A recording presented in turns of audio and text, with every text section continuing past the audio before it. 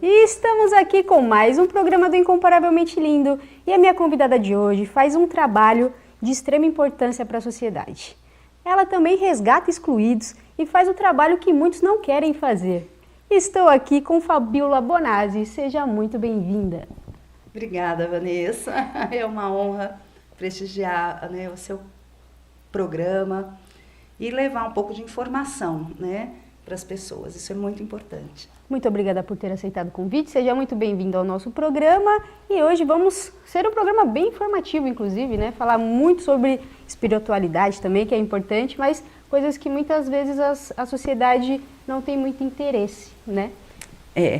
Às vezes a ignorância é uma bênção, né? É o que as pessoas costumam falar. Mas a Bíblia diz, né? Conhecereis a verdade os libertará. Então, não é a verdade, é o conhecer a verdade. Né? Então, quanto mais a gente se aprofunda, mais a gente conhece, mais livre a gente fica, mentalmente e espiritualmente. Exatamente, é um conjunto da obra também, né? Uma das suas formações é neurociência, né, e comportamento. E eu queria também que você falasse como isso contribui para você também levar o seu trabalho, né, para as igrejas, para a sociedade, assim, no modo geral. Olha, a neurociências, ela é muito ampla, né? Ela trata desde vícios, desde a genética, fisiologia, nervos, né? E principalmente o comportamento humano. O porquê a gente faz o que faz, quando faz, e isso é muito extenso, né? Muito profundo, desde doenças e até manias, hábitos. Então, assim, tem assunto, é um mar. Até para a gente que estuda, a gente procura focar em determinados pontos, porque, como ela é muito ampla, ninguém é bom em tudo, né? E o comportamento humano eu sempre fui apaixonada, né? Eu falo que eu amo pessoas. E estudar pessoas é fascinante para mim. Porque eu vi até recentemente uma pessoa falando, ele era um deficiente visual, e ele falou, as pessoas falam tanto de empatia, mas ela é impossível, porque como você vai se pôr no meu lugar se você nunca foi cego? Né? Então, esses pontos de vista, esses prismas que as pessoas têm em cada situação, isso é tão único, é tão peculiar. E você ir conhecendo, né, as pessoas a fundo, esse comportamento, para mim é apaixonante. E abre muitas portas, porque tem tantas técnicas, tem tanta ciência envolvida no que para a gente é automático. E quando você estuda, obviamente, você aprende a se relacionar melhor, como cada um reage, como você atinge cada um. Então, facilita demais para todo o trabalho, né, para todo o relacionamento. Que bacana, porque você mencionou, né, que ama pessoas, mas geralmente é muito difícil de alguém querer lidar com elas, ainda mais na sua complexidade, às vezes até pessoas que estão passando por coisas problemáticas e você dá esse suporte, dá esse apoio também, né? Exatamente. Trocar o microfone. Boa, obrigada. Nada no comportamento é por acaso, né? Por mais que você fale, nossa, mas eu nem pensei para fazer isso. Ela nasceu de um lugar muito profundo seu, né, um resgate de alguma coisa que te aconteceu e tem um porquê, né, daquela reação. A gente compara muito com situações de pânico, por exemplo, assalto, né? A gente fala, nossa, eu não sei como eu vou reagir. E essas reações acionam, né, partes cerebrais que as pessoas desconhecem, né? Então, vem aí uma parte bem animal, que a gente fala que são dos instintos, ínsula, amígdala cerebral. Tem áreas cerebrais específicas para essas situações de emergência, né? O meu pastor fala uma coisa que eu concordo muito com ele. Nós somos seres hormonais. Então, são descargas de hormônios, são coisas fisiológicas que acontecem e que você acha que simplesmente aconteceu, né? Mas é uma máquina trabalhando com reações químicas. Então, tudo tem um porquê. E a gente vem, né, comprovando, eu estudei um pouco de PNL também, além da neurociências, e a gente sempre vê, né, a importância da primeira infância, por exemplo, esses registros que a gente faz na primeira infância e como isso impacta na tua vida adulta, né? Então, nada é aleatório no teu comportamento. E estudar isso, nossa, para mim é fascinante. E aí também Deus aproveitou isso, né, que já era algo que passou no coração dele, acredito, né, porque é assim que Deus faz, né? Primeiro nasce no coração dele e aí a gente começa a descobrir aquilo que Deus vai falando, ó, é por aí o caminho, é aí que eu vou te usar. E você é diretora do curso de Introdução Bíblica no Centro de Detenção Provisória de Pinheiros. Exatamente, São Paulo, né? São Paulo. Como funciona esse trabalho, né? E também como que nasceu isso em São Paulo? Eu faço parte, né, da Igreja Verbo da Vida, e a Verbo da Vida, ela tem um curso chamado Rema, que é um curso bíblico interdenominacional. Então, qualquer denominação faz, mas a Verbo da Vida é que detém e administra esse curso no Brasil todo e no exterior. Ele veio dos Estados Unidos. E eu me converti no Rema, né? Então, eu tenho uma paixão pelo Rema, uma honra, um agradecimento, né, ao curso. E muitas pessoas até famosas, né, do meio gospel, fizeram o Rema. E durante o primeiro ano, eu fiquei sabendo do Rema no sistema prisional. E aquilo, na hora, queimou, né, meu coração. Mas eu fiz aquela oração, Senhor, né, nunca passou isso na minha cabeça, e deixei. Fiz outros trabalhos sociais, fui para outras áreas. E, estando na Verbo da Vida, a diretora que era do curso, ela engravidou, ela falou, eu estou na minha segunda gestação, tal. E eu tinha me candidatado aí para ser monitora. Eu tinha ido umas 2 vezes como monitora, e ela me convidou. E eu havia recebido há poucos dias muitas profecias, né, de alguma coisa, e aquilo, quando ela falou, o Espírito Santo falava no meu ouvido. Eu acho que ela até assustou, porque eu concordei na hora, né? Eu falei, eu vou. Geralmente as pessoas falam, vou orar, vou pensar, mas enquanto ela falava, o Espírito Santo falava comigo. E eu aceitei e assumi. E como é no centro de detenção provisório, eles estão ali aguardando o julgamento. Então, a estadia deles lá é muito rápida, porque conforme o processo anda, ou eles são libertos, ou eles são transferidos para um presídio, onde eles vão cumprir a pena. E o Rema, ele é um curso de 2 anos, tanto nos presídios quanto nas escolas Remas no mundo. Então, nós chegamos à conclusão que não dava para se desenvolver o Rema dentro do CDP. Mas a gente tem o curso de Introdução Bíblica, que no sistema prisional é um pré-requisito para o detento fazer o Rema. E o curso de Introdução Bíblica, a gente consegue fazer ele num período menor. É um pré-requisito, né? É um pré-Rema, mas é uma palavra forte, impactante, bem parecido com o Rema, cheio de regras, né? Então, a gente enxerga no curso de Introdução Bíblica um contexto que mexe tanto na vida espiritual e no comportamento, né? Porque se o aluno falta, ele precisa justificar, ele é submetido a provas, tem limite de falta, né? Tem limite de nota para aprovação. Nós realizamos uma cerimônia de entrega de certificados, como se fosse, né, uma formatura. Então, assim, é um curso mesmo. E isso a gente vê que molda, né, tanto a nossa área emocional, comportamental, quanto a espiritual.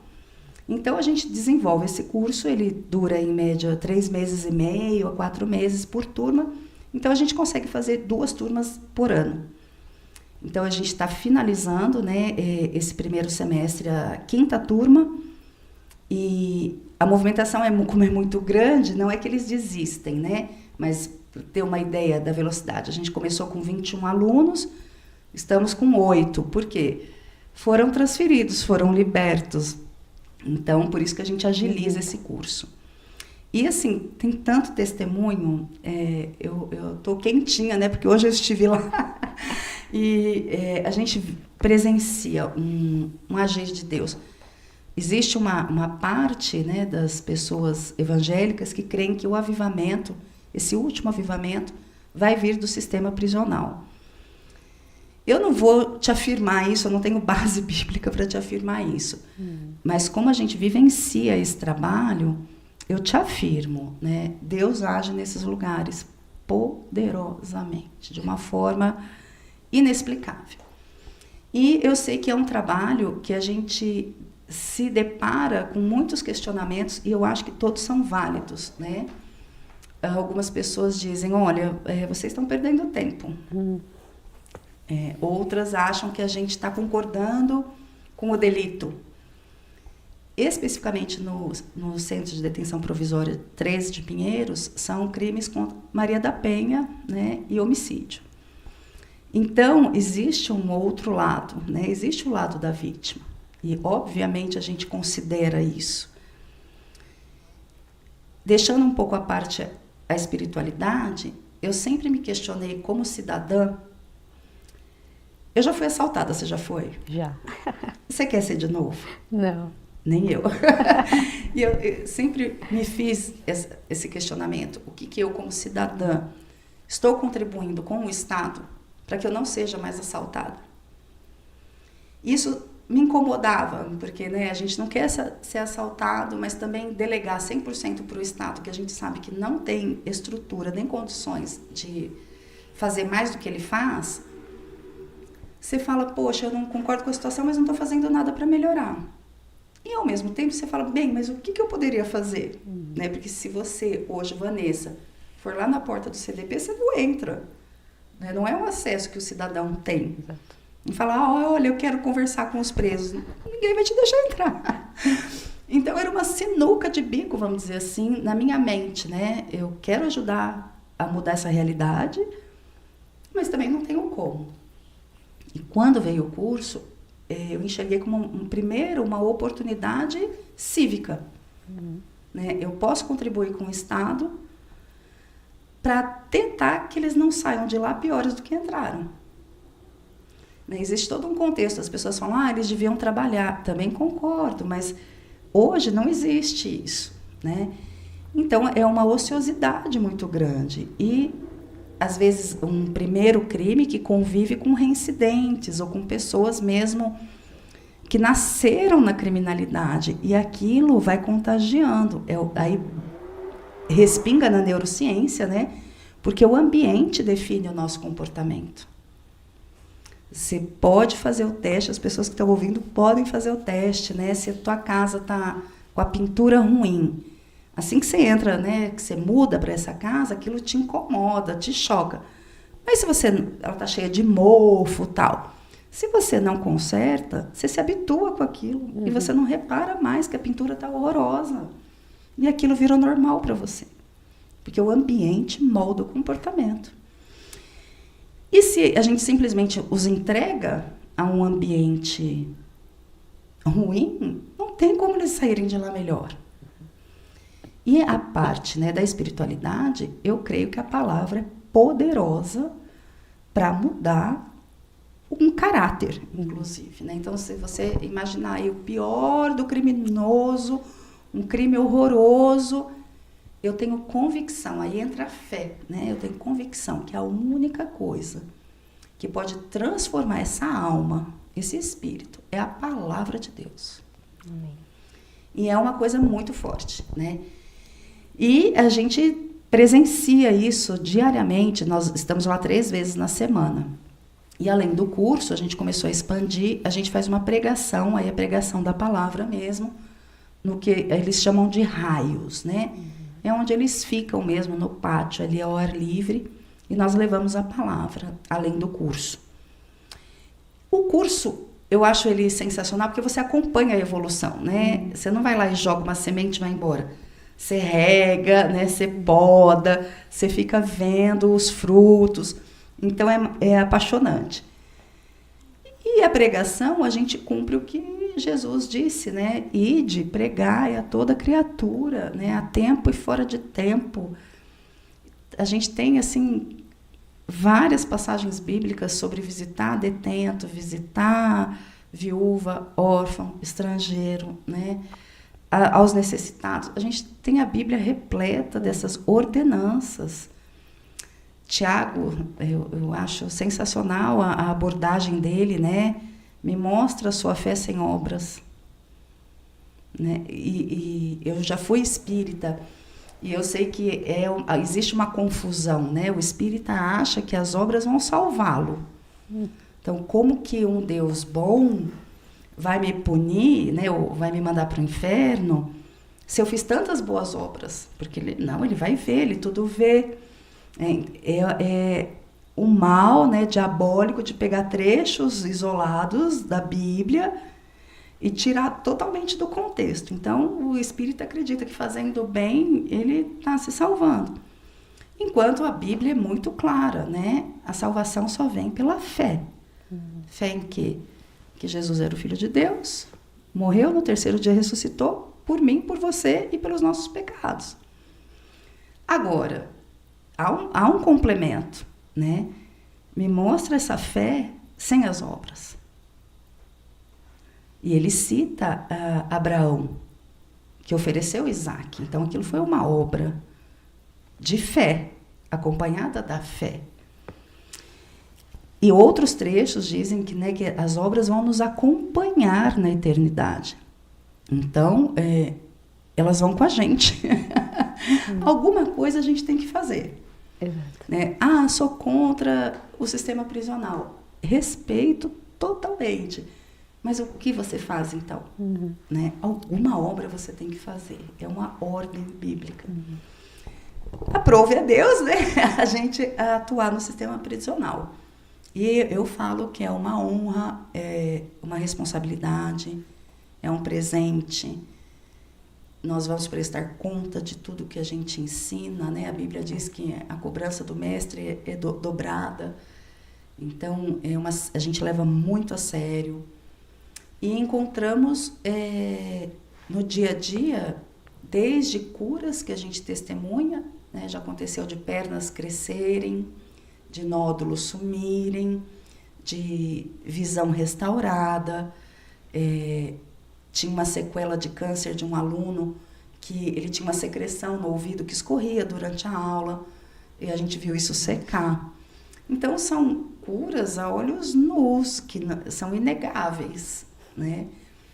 Uma pessoa que não conseguia enxergar a leitura de um livro, levantar a mão no meio da sala de aula e falar, hoje eu vou ler, e todo mundo ri, mas como você vai ler se você não enxerga? E ele fazer a leitura. Então, são impactos, né? Tanto para os alunos quanto para nós que servimos ali. Então, são visíveis. Desde conversões, né? Pessoas aceitando Jesus, sendo batizadas no Espírito Santo, reconciliações, restaurações familiares. Então, o poder da palavra ele é muito amplo. E aí você fala, meu Deus, como eu não vou vir aqui? Né? Você põe de lado todo o teu julgamento, todo o teu achismo, e você fala, alguém precisa ir. Exatamente. Mas bacana isso, porque quem não é espiritual não vai entender esse lado que se uma pessoa, por mais que ela tenha feito várias coisas ruins, e às vezes tem alguns crimes que são mais pesados, a gente se revolta, ok, mas essas pessoas não entendem que existe um Deus que pode transformar aquela pessoa. E você sendo essa referência, esse ponto, né, de luz ali que Deus tem usado, isso mostra que realmente existe, porque você presencia muitos milagres. Então, é uma prova viva de que Deus age nesses lugares, independente de quem errou, quem fez, né? Porque, assim, se você pegar os 12 que Jesus escolheu, nenhum é perfeito. Então, assim, Jesus não olha para isso, né? Então, a gente tem que perdoar também como sociedade e fazer também essa interação novamente, né? Porque, o preso vai ser transferido, mas vai chegar um momento que ele vai cumprir a pena, ele vai sair, ele vai fazer o quê? Se também ninguém dá esse apoio para ele. Se ele não ouviu falar de Jesus. Porque às vezes a falta de ouvir falar de Jesus pode levar ele para o mesmo caminho, né? Que ele cometeu, saiu e vai cometer de novo. Porque não teve o encontro, não teve aquela transformação genuína. E você deve ouvir muitas coisas, né? Que você está fazendo lá e tal, mas só você sabe o que você recebeu de Deus. Tanto é que quando veio a proposta, né, o Espírito já falou, já confirmou aquilo no seu coração. Porque é um chamado seu. E isso é maravilhoso. Como eu disse, né, eu sou muito grata a Deus e faço com temor e tremor mesmo. E, obviamente, nós também consideramos o outro lado. Além de todos os familiares e todas as vítimas estarem nas nossas orações, quase que todas as vezes que nós estamos lá, nós oramos por eles. A oração não tem fronteira, né? Eu tenho no meu coração também de começar um trabalho com os familiares. Justamente, eu tenho alguma experiência com moradores de rua, né? E a gente tem esse dado. Quando você tem a reunião familiar, a aceitação familiar, a reconciliação, eu diria, arrisco dizer que é decisivo, né, para a recaída ou não dessas pessoas. Não impede, né? Não é que, então se reconciliou, com certeza ele não vai fazer mais nada errado. Não. Mas é um fator determinante, né, para que ele tenha chance de não ser reincidente. Então, nós pensamos nas vítimas também.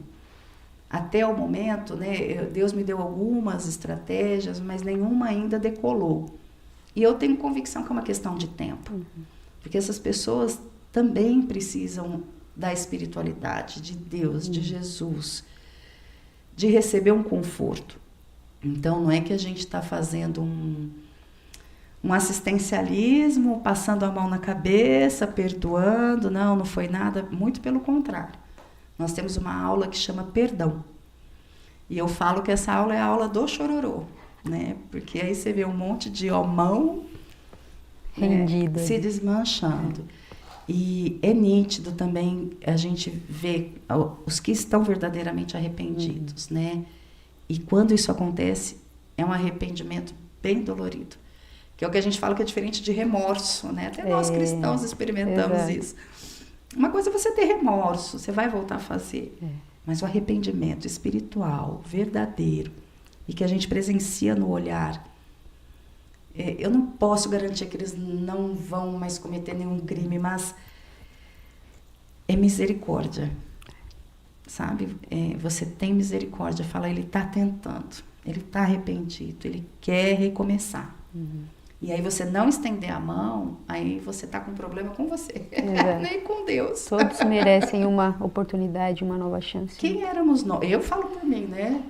Meu Deus, se Deus foi misericordioso comigo,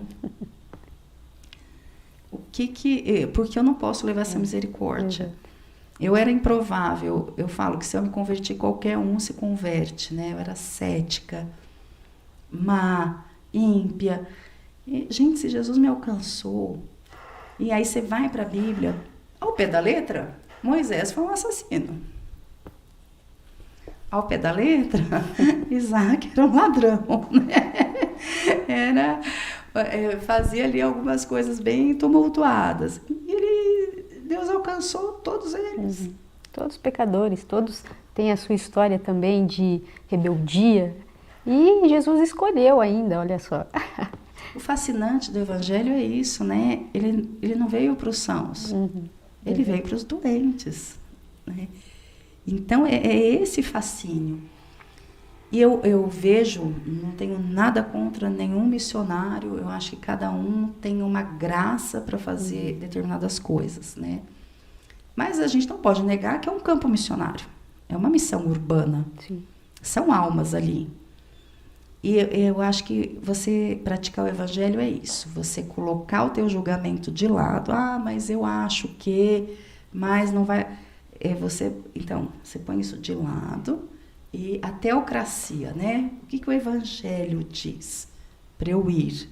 Então, eu vou, independente de eu achar ou presumir o que vai acontecer, né? Você se esvazia, como Jesus fez. Então, eu me esvazio dos meus julgamentos, dos meus traumas, né? Logo que eu comecei a fazer o trabalho, eu fui assaltada. E era um adolescente, né, que me assaltou e ele acabou sendo preso. E as pessoas me questionaram, mas você vai no presídio e ajudou a prender, né? Uma coisa não anula a outra, né? Ele fez uma coisa errada, e ele vai pela ter justiça a ele vai consequência, pagar. exatamente. não quero que outra pessoa seja assaltada, então fui lá, fizemos o BO, a audiência. Não exime. E as pessoas costumam confundir. Então você ama os presos. Você não, concorda eu amo as pessoas. Como se você concordasse com as coisas erradas. E não então é a gente não pode ir para nenhum extremo. Eu acho que os extremos não são interessantes. Mas esse, né, esvaziar-se, eu ponho de lado, né, o meu achismo. E vou cumprir o que o Evangelho diz para eu fazer. Exatamente. Da mesma forma que eu pregaria para um vizinho, num hospital, numa viagem para a África, é a mesma coisa, é um campo missionário, urbano. Mas é legal isso, porque tem pessoas que escolhem onde quer pregar, escolhem quem vai evangelizar, tá chegando uma pessoa, não, essa pessoa é um pouco diferente, eu acho que ela não vai nem querer ouvir falar de Jesus. E às vezes é aquela pessoa que Deus preparou, que está sedenta por uma palavra, por um abraço, alguma coisa, sabe, vindo do céu. E aí perde a chance de falar de Jesus para essa pessoa, né? Porque acha que não deve ou ficou olhando, né, torto para aquela pessoa, só que o pré-julgamento, a gente pré-julga, né? Não, essa não vai aceitar Jesus, então não vou falar de Jesus para ela. E a gente esquece, né, que quem convence do pecado, da justiça e do juízo é o Espírito Santo. A nossa parte é pregar. Mas ele não aceitou. Bom, você jogou a semente, daqui a pouco vem outro. E quantas pessoas falaram do Evangelho para mim antes de eu aceitar Jesus? Inúmeras. Mas foram sementes lançadas, né? Elas vão ter a recompensa disso. Exato. Não foi com elas exatamente que eu disse o sim, mas foram sementes que foram plantadas. E eu acho que a nossa função é essa, independente de, né? Agora, reverbera num lado assistencial. Sim. Então, você vê os testemunhos, minha mãe veio na visita, nossa, ela ficou emocionada. Eles pedem muito para a gente mandar os registros, né, para as famílias, a gente não pode, mas eles querem falar para as famílias, olha, eu estou tendo uma vida com Deus, né? Eu estou sendo alcançado, e esse brilho no olhar, assim, é o nosso combustível. Eles falam, a gente quer fazer o rema. Eu sempre, na aula inaugural, eu digo, né, nós não estamos atrás de alunos para o rema. O rema tem bastante aluno, tem bastante procura. Nós não estamos querendo membros para a nossa denominação. Nós viemos pregar, né, a palavra, esclarecer dúvidas. É uma oportunidade que, às vezes, numa igreja, num culto, eles não têm de tirar uma dúvida específica, dirimir uma confusão, às vezes, doutrinária. Então, é bem acessível. E você vê que isso faz diferença. Exato. E muitos ali são para reconciliação. Cresceram, às vezes, dentro de igreja, os pais evangélicos. E aí eu afirmo, né? Não é porque você é evangélico, teu filho é. Exatamente. Filho de crente não é crentinho, né? E existe uma necessidade da gente, na área familiar, ter uma percepção, né, da nossa atuação como cristão. Muitas vezes a gente está repelindo essas crianças do Evangelho. E aí chega na fase adolescente, adulta, eu falo que é o efeito sombra. Existe até um livro, né, o efeito sombra do Chopra, que são essas coisas que a gente vê absurdas, né? O governador dos Estados Unidos, que era contra a prostituição, pego no carro com uma prostituta. São os grandes choques, né? Michael Jackson com overdose. Aí você fala, meu Deus, mas como, né? Essa pessoa... É o efeito sombra, vem de repente aquela puxada de tapete, né? Que você foi prolongando durante a sua vida. E eu vejo esse efeito sombra nessas pessoas que cresceram numa família cristã e, de repente, viraram completamente, não querem saber de Deus e foram para o crime. Tem uma explicação, como a gente falou, né? Todo comportamento tem uma explicação. Que legal, muito bem. Antes da gente continuar, tem um canal de ajuda, né, para o pessoal colaborar. Eu queria que você falasse um pouquinho sobre isso, que a produção vai colocar o QR Code e aí pode deixar fixado, tá, a produção, até o final do programa para o pessoal. Já está ali, ó. Pronto, isso. Tem o QR Code, você pode falar um pouquinho também. Nós temos o SOSO, Missões Urbanas, estamos vinculados a ele. Ele é da Verbo da Vida, né, da nossa denominação. E o SOSO justamente são as missões urbanas. Então, tem equipes que vão às fundações casa. A diferença é que são menores infratores, né? Adolescentes, menores infratores. E o sistema prisional. Eu represento, né, o CDP3 de Pinheiros, mas existe um trabalho no presídio militar Romão Gomes, que são policiais que foram presos, e no presídio feminino de Santana, onde a gente leva o mesmo curso para as detentas. Então, são essas atuações, né, do SOSO. E aí você fala, por que contribuir? Bom, a gente leva Bíblia, livros, caneta, papel, fazemos um crachá, as consagrações, né, a cada módulo que a gente termina, a gente consagra aquele módulo ao Senhor, e aí a gente faz um pequeno lanche. Nós, ao final do curso, fazemos a cerimônia de entrega de certificados, que a gente tem custo do certificado, tem custo do lanche, a gente leva geralmente uma Bíblia, um livro. No CDP conseguimos aí a questão de um mês realizar o batismo nas águas, lá dentro. O primeiro, né, que a gente vai realizar vai ser agora no próximo dia 17. Então, a gente precisou providenciar uma piscina inflável, um salva-piso para ela não estourar, as batas para eles usarem para mergulhar. Vamos também entregar uma Bíblia para cada um. Então, isso tem custo. Não é nada absurdo, mas a hora que você junta, né, as fundações casa, o feminino, o militar, o masculino, isso começa a crescer. Então, é por isso, né, eu falo que o missionário, ele pode ter até 3 chamados, né? Ou você é chamado para orar, ou você é chamado para contribuir, ou você é chamado para ir. E você pode ser chamado em 2, 1, 2 ou 3, né? Então, tem pessoas que falam, realmente, eu não quero ir, mas eu quero contribuir, eu quero ajudar quem vai, né? Eu quero ajudar a obra. E por isso que a gente coloca à disposição, né? Quer ajudar, tem no coração, contribui com a gente, né? Somos honestos, somos cristãos, o dinheiro é específico para os projetos nos presídios, mas ele custa, né? A execução dele custa. E, lógico, nós entendemos que não só os detentos são alvo do evangelho, os funcionários também. Então, como é que eu vou chegar, né, no presídio, passar por 3 portarias, que tem uma diretoria, aí eu levo um lanche para consagração e não levo para os funcionários, né? Então, isso vai aumentando o custo. Ao final do ano, a gente costuma também dar uma lembrança para os funcionários, eles também são nosso alvo de missão, de impacto. E você se movimentar custa. Então, é por isso que QR Code, né? Se você concorda que o missionário tem essas 3 atuações, né? Ou orar, ou contribuir, ou ir, ou as 3, fica à vontade, se teu chamado é contribuir. E o dinheiro vai chegar no destino certo. Chega, ele é administrado, né? Nós temos uma lisura, a prestação de contas. Cada diretoria tem um gestor financeiro. E temos também o dirigente da ONG e o nosso ministério, que fica em Campina Grande, que é tudo registrado num sistema internacional. Inclusive, esses alunos, né, que fazem o curso de Introdução Bíblica, eles são lançados num sistema, e aí eles podem procurar qualquer rema, né, no mundo e falar, meu nome é Fabiola Bonazzi, eu fiz o curso de Introdução no presídio.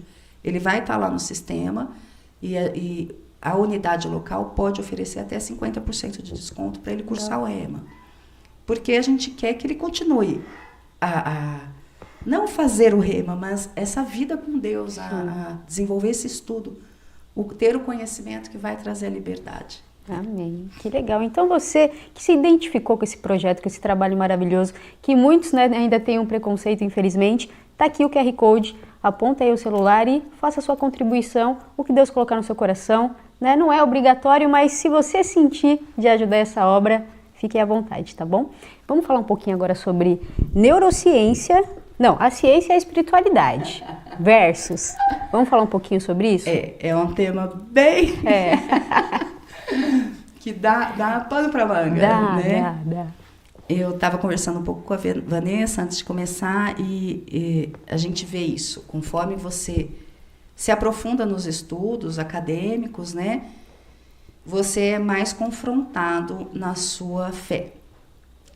Principalmente, né, em pós-graduação, em diante, esse meio acadêmico, né, principalmente na área de ciência, ele é repleto de pessoas que não creem em Deus. São, assim, muito racionais, muito lógicos e recusam, né, qualquer coisa que não seja explicada, demonstrada cientificamente. E a fé, ela é espiritual, né? Como você explica a fé? É uma obra do Espírito Santo. Então, você não consegue demonstrar num teorema, você não tem uma fórmula para você demonstrar a fé. Então, conforme você cresce nesse meio acadêmico, você é bem confrontado. Eu vejo muita gente, né, me perguntando, eu quero fazer neurociências. Não que eu desanime, mas eu falo que ela requer cristãos maduros. Você precisa ter uma maturidade espiritual, porque você vai ser confrontado na sua fé. Eu não vou lembrar o autor, mas existe um ditado que fala que o primeiro gole, né, da ciência, você não acha Deus. Mas se você for lá no fundo, você dá de cara com ele. E é isso, né? A gente vai, tudo muito bem explicado, mas você aprofunda, até uma coisa que não tem explicação. E aí você fala, só pode ser Deus. Conforme a gente tem o conhecimento bíblico, você vai linkando as passagens bíblicas, né? Então, isso que aconteceu na história, nossa, é aquela passagem de Gênesis, foi ali. Você que tem o conhecimento cristão, você faz o link. Mas uma pessoa neófita, né, nova na fé, ou não tão madura, ou que não teve um conhecimento doutrinário, ela vai ser confrontada e pode até bagunçar a cabeça dela. E desviar também, né? Que ela pensa, peraí, eu acho que essa pessoa está me convencendo do contrário, né? Perigoso. Olha, a premissa da comunicação é assim, ou você influencia, ou você é influenciado. Em qualquer comunicação. Seja numa propaganda de molho de tomate, seja numa conversa, numa entrevista, ou você influencia, ou você é influenciado. E para você influenciar, você precisa ter conhecimento, né? Senão você vai ser influenciado. Se a outra pessoa tem mais argumentos, mais conhecimento que você, certamente ela vai te influenciar. Mais experiências, mais testemunhos, né? Na nossa linguagem, testemunho, ou mais relatos, mais provas, ela vai te influenciar. E ainda te prova por A mais B.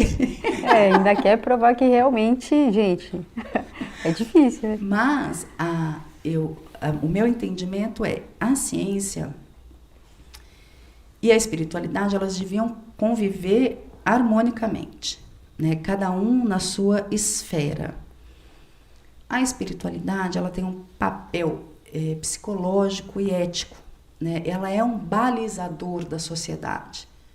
Não tem qualquer que seja a espiritualidade, ela baliza a ética das civilizações que você estuda na história, ela sempre balizou a ética da civilização. E ela tem um fator psicológico, porque a grande ansiedade cognitiva, vamos dizer assim, é o questionamento da morte. Todo ser humano questiona a morte. Ele pode ser ateu, ele pode ser crente, ele pode ser espírita. A morte está sempre ali. Então, ela é uma ansiedade cognitiva do ser humano. Nada move tanto o ser humano quanto esse questionamento. Mas a gente tem que entender que é um balizador do comportamento social. Determinadas religiões, acho que todas, né, matar é errado, roubar é errado. Então, ele baliza o comportamento social das pessoas. E a ciência? A ciência estuda o natural, a ciência estuda os eventos, ela desmistifica coisas simples, né? Eu amo química, né? Então, às vezes, eu posso vir aqui com um pó, misturar no outro, falar para você que foi espiritual, porque mudou de cor. Não, é científico, né? Eu pinguei ali na amostra, mudou de cor. Então, ela desmistifica muita coisa que também a ignorância te faz espiritualizar coisas que são naturais, leis naturais. Por isso que eu acho que elas devem coexistir, né? Em paz, cada um na sua esfera. Mas existe um confronto, né, diário no meio acadêmico e a gente, com sabedoria do Espírito Santo, né, você se move nesses meios.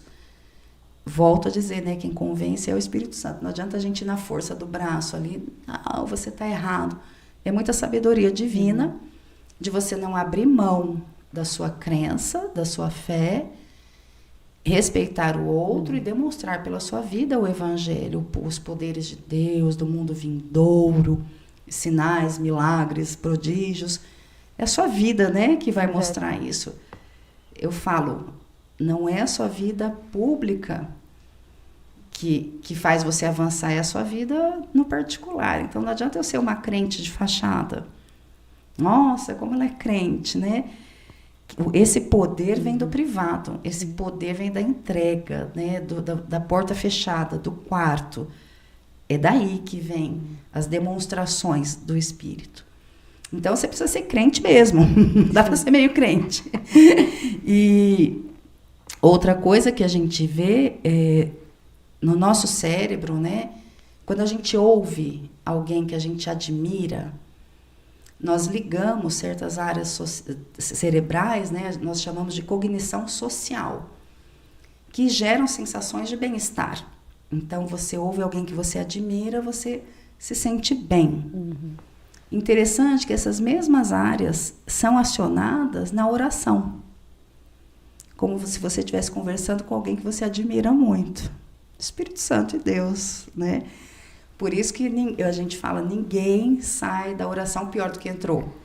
As pessoas têm preguiça de orar, mas você sempre vai sair melhor. Sim. E a ciência, né, tirando a parte espiritual, a ciência explica. Existem, como eu disse, nós somos hormonais. Existem descargas hormonais que são feitas da mesma forma que você estivesse ouvindo alguém que você gosta muito, aquele bem-estar.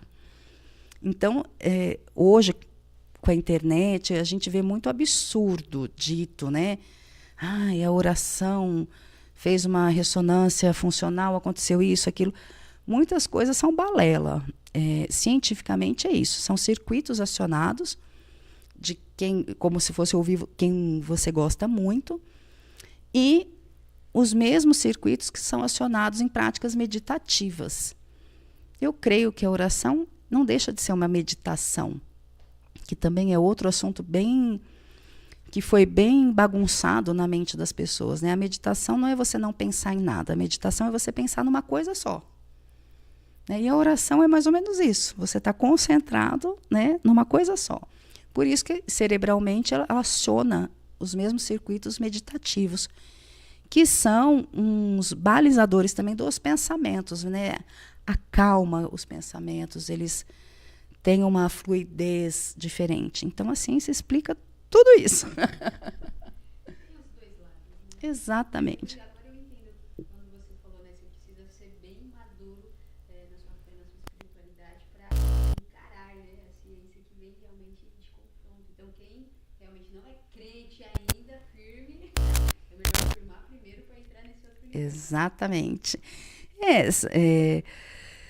A ciência é feita de estudo, de amostra, de comprovação, é tudo muito, né?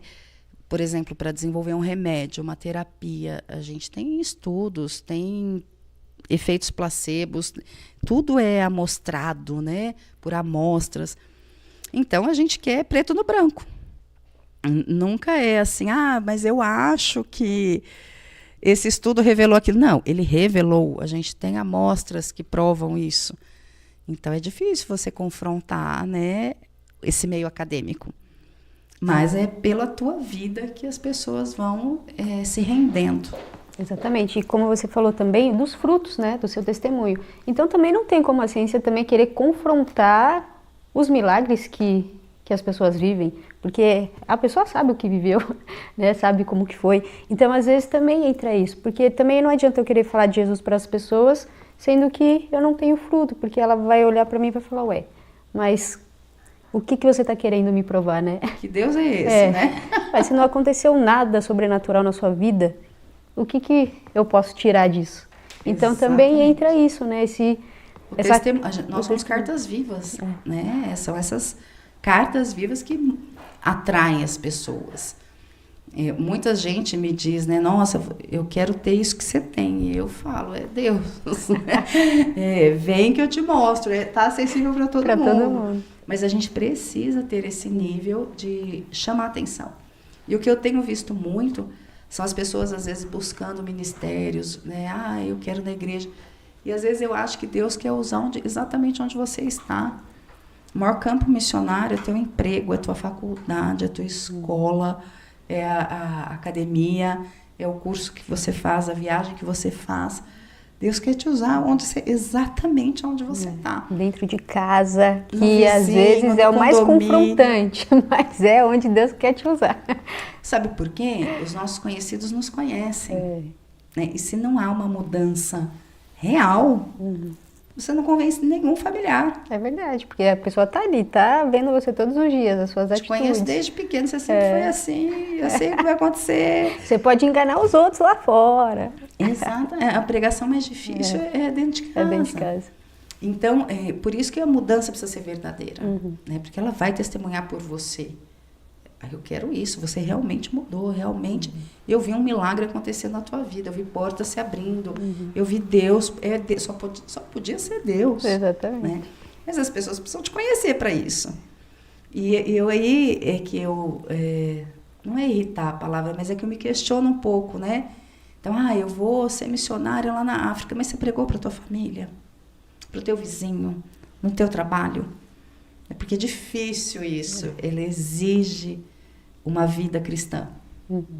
E pregar para desconhecido, não. É mais ou menos eu, né?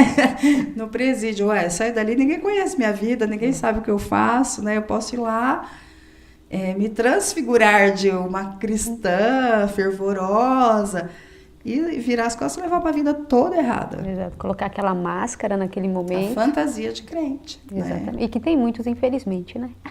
E é isso que eu acho que é um mover de Deus atualmente, né? Seja cristão onde você está. Eu não quero ir para o presídio, sem problema nenhum, mas você está pregando onde você está. Você está sendo um bom funcionário, porque você tem que ser o melhor funcionário. Exatamente. Você tem que ser o exemplar, você tem que ser o acima da média. Eu estou estudando, você é o melhor aluno da sala, né? Você é o melhor colega de turma. Você tem que ser, sendo cristão, você tem que ser. E o que a gente assiste são os não cristãos tomando as posições de exemplo. Né? Então, seja cristão onde você está. Você não precisa ter nenhum chamado especial. Seja fiel no pouco. E no muito Deus te colocará. Agora não dá, as pessoas, eu estou esperando o meu chamado. Teu chamado é onde você está mesmo. Exatamente. Começa. Que às vezes a pessoa pensa, não, eu acho que é algo sobrenatural que eu tenho que fazer, então eu vou esperar. Gente, não existe essa coisa. Deus não vai pegar na sua mão e vai falar, faz isso agora, ou ele vai fazer uma super produção para você começar a iniciar o seu chamado, tá? Não é assim, não adianta esperar, que não é dessa forma que acontece. Ide e pregue, né? Então você vai sendo usado da forma que você também tiver o coração disponível. Às vezes você começa a se envolver num trabalho na igreja local, que você fala, gente, não sinto nada, mas se envolva. A sua igreja local precisa do seu talento, do seu dom em alguma coisa. E dali, Deus trabalha e sempre trabalhou com pessoas. Aí começam as conexões. Aí você fala, gente, como é que eu vim parar aqui? Aí você vai lembrar, foi de um serviço que não tinha nada a ver, que você começou, mas Deus foi te conectando, te levando. Você chegou naquilo que te satisfaz, que te alegra. Mas você precisa começar. Agora, ficar em casa orando, estou esperando, né, uma direção divina, de um grande projeto que vem para mim. Deus tem coisa grande para você mesmo. Mas todo mundo começa pequeno. Tem gente que despreza os pequenos começos. Às vezes, lá vai à igreja. Exato. Para um evento. As pessoas, às vezes, não valorizam muito isso, mas Deus está usando ali também. Exato. O que a gente chama de Ministério de Socorros, né? E eu tive uma aula recentemente, foi falado exatamente isso. 80% do que acontece espiritualmente vem do Ministério de Socorros. 20% do púlpito. Então, as pessoas, eu acho que é uma cegueira um pouco espiritual de púlpito. Você não precisa estar no púlpito, né? Você é ministro onde você estiver. Você prega onde você estiver, você prega com a tua vida. Você tem que testemunhar com a tua vida. A tua vida tem que ser diferente. Precisa acontecer coisas sobrenaturais com você. E para isso você tem que estar ali colado com o Espírito. Exatamente. E você tem que florescer onde Deus plantar. Não tem essa, né? Ai, não quero isso aqui, vou sair da minha zona de conforto, que aí Deus não vai te usar mesmo, né? Não pode ficar escolhendo, tem que ir e fazer. Talvez a gente não consiga falar tudo o que a gente gostaria, infelizmente, por conta do tempo, mas ainda dá tempo da gente falar um pouco sobre empatia, né? Versus Sim. também misericórdia, que, exatamente. Né? Para contemplar. É uma confusão, né? A palavra empatia virou moda. Empatia, sim, é se colocar no lugar do outro. E foi o questionamento desse deficiente visual, né? A gente consegue se pôr 100% do lugar do outro? Como é que eu, que nunca fui abusada sexualmente, vou compreender o que uma pessoa abusada sente? Você se compadece, mas sentir o que ela sente, você, na maioria das vezes, não consegue. Então, a empatia e a misericórdia, elas caminham juntas. A gente vê muito isso no trabalho social, né? Por exemplo, a Vanessa está passando dificuldade. Eu vou lá dar uma cesta básica para ela, pronto. Eu me livrei do meu problema, da minha consciência. Mas, assim, era a cesta básica que a Vanessa estava precisando. É isso que vai, né, dar aquele alívio para ela. As pessoas são muito contra dar dinheiro, mas às vezes você está precisando pagar a conta de luz. Exato. Às vezes você está precisando comprar um item específico que não tem na cesta básica. O que acabou da cesta básica que você recebeu. Então, empatia não é você se livrar de uma dor de consciência. Né? Peraí. Deixa eu me colocar temporariamente no lugar do outro, naquela situação total, né? E aí você pensar com a cabeça do outro, no lugar do outro. E a misericórdia? A misericórdia, há uma passagem na Bíblia que diz, se eu não me engano é Lucas, quando fala que Deus tirou das entranhas dele a misericórdia por nós. E a palavra misericórdia, né, é cardiomísero, né, essa gentileza de entranha. De novo, é você se esvaziar e se identificar. Jesus se identificava com o sofrimento das pessoas. Então, é pôr de lado o julgamento.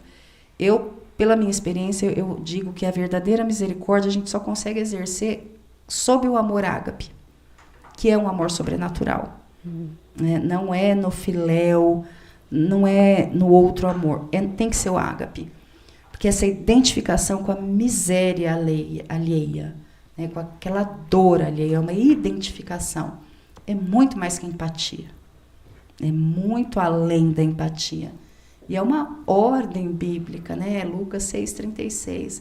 Sejam misericordiosos. Eu costumo dizer que a misericórdia foi Deus não nos dando o que nós merecíamos. Já a graça é Ele nos dando o que nós não merecíamos, né? Então, tem uma confusãozinha aí, é um detalhe da posição do não, mas que muda todo o jogo. Então, essa misericórdia nós recebemos, né? Se a gente fosse receber o que a gente merecesse, que a gente merecia, nossa... Então, é exercer essa misericórdia com o próximo. E eu bato nessa tecla, né? A gente precisa do amor ágape, para isso vir da entranha.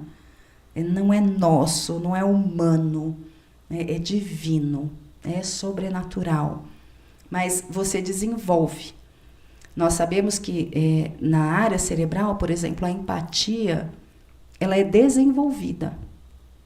Então, eu não consigo me pôr no lugar do outro. Treina isso. Isso é um hábito, isso é um treino que você vai desenvolvendo esses circuitos neurais da empatia. Só há um caso que não é possível, que é a sociopatia. Nos sociopatas, esses circuitos são desligados. A pessoa não consegue desenvolver a empatia. Agora, se você não é um sociopata, que é uma porcentagem bem pequena da população, você pode treinar a empatia e desenvolver, porque ela é uma habilidade. Ela não é um sentimento, ela não é sobrenatural, ela é uma habilidade que você desenvolve de criar o hábito de se pôr no lugar do outro. E isso qualquer um pode desenvolver, exceto os sociopatas, né? Agora, a misericórdia, não, ela é bíblica. E ela deve ser buscada, desenvolvida. Eu acho que até clamada, né? Para o Espírito, para Deus, me ajuda. Até essa misericórdia das entranhas mesmo, como Deus teve comigo. Porque é algo divino. Amém, amém. Que lindo, gente. Eu queria ficar aqui mais 1 hora, mas infelizmente a gente não tem muito tempo. Ficou alguns temas aqui, mas a gente vai fazer a parte 2 em nome de Jesus. Amém. Já fica o convite aqui, hein? Amém, já está aceito. Que legal, que legal. Eu queria que você falasse também um pouquinho do curso, né, que você tem, e também na sequência dos seus projetos futuros, se tem também alguma novidade que você queira compartilhar. Amém. Também, fique à vontade. Eu tenho alguns cursos, né, na plataforma Hotmart, são de mudanças pessoais, né? Um chama Mude Você, 30 dias de mergulho na sua essência, o outro chama Reaja, 15 atitudes para o sucesso. Tem algumas induções mentais que a gente trabalha, que são, tem algumas situações específicas que a pessoa pode se identificar, ou dificuldade para dormir, ou dificuldade para solucionar um problema. Então, nós temos umas induções mentais. As pessoas costumam, né, ter medo disso no meio evangélico, não é nada mágico, não é nada científico, né? São tons de voz, ambientes que você desenvolve, como se fosse uma higiene do sono, para você desenvolver certos tipos de pensamento. Então, esses cursos estão disponíveis na Hotmart, né? É só procurar ou por Fabiola Bonazzi, ou pelo nome dos cursos, né? Mude Você, Reaja, Induções Mentais. E tem um outro que é Missão e Propósito de Vida, que pelos meus atendimentos eu diagnostiquei que muita gente tem confusão com, não sei meu propósito, não sei minha missão de vida. Então, é uma forma da gente ajudar as pessoas a clarificarem a identidade, né? Que é o grande problema geracional de hoje. É essa identidade que não é firmada nas pessoas, né? Então, a gente enxergou como um meio de ajudar essa geração a fortalecer a identidade através de missão e propósito de vida. Então, estão lá disponíveis. Que legal. Deixa também seu Instagram para o pessoal. Sim, é Metamorfoses, né, com PH, Desenvolvimento Humano. Meu Instagram, quem quiser seguir também será muito bem-vindo. Muito bem, muito conteúdo então, né? Para você que ainda não conhece a Fabiola, também vai lá na rede social para conhecer mais o trabalho dela. Esse trabalho também, né? Nas penitenciárias, que é muito importante, que ela vem fazendo, e para a sociedade, né, num todo também, que Exatamente. É muito importante. Instagram também tem a página do Souza, Missões Urbanas, podem seguir. Tem a página do Rema, tem a página do Ministério Verbo da Vida. Quem tiver, né, curiosidade, interesse, pode seguir ali. Todos são bem-vindos, né? E estamos à disposição, qualquer dúvida que você tenha, queira tirar algum questionamento. Nós somos muito abertos, muito transparentes. O que a gente souber, a gente vai responder com certeza. Amém. Muito bem, muito bem. A gente já está finalizando, mas ainda tem 2 minutinhos para uma palavra abençoada para os nossos telespectadores, o que Deus colocar no seu coração. Eu gostaria de incentivar as pessoas a buscar essa misericórdia humana.